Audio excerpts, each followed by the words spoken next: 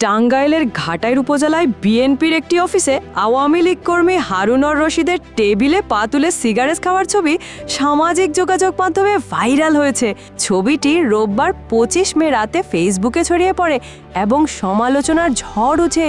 জানা গেছে, অফিসটি গারো বাজারে অবস্থিত ২ নং ওয়ার্ড বিএনপির কার্যালয়, যেখানে লক্ষিন্দর ইউনিয়নের নেতাকর্মীরা বসেন। স্থানীয়রা জানিয়েছেন, অফিসটি ৩ মাস আগে উদ্বোধন হলেও হারুন মাত্র ১৫ দিনের মাথায় সেখানে যাতায়াত শুরু করেন।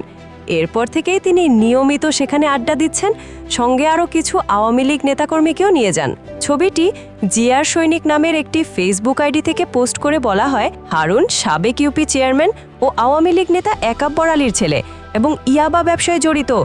ছবিতে তার সিগারেট খাওয়া ও অফিসে পা তুলে বসে থাকার বিষয়টি নিয়েও কটাক্ষ করা হয়। হারুন দাবি করেন, এটি বিএনপির অফিস নয়, খোলা ঘর।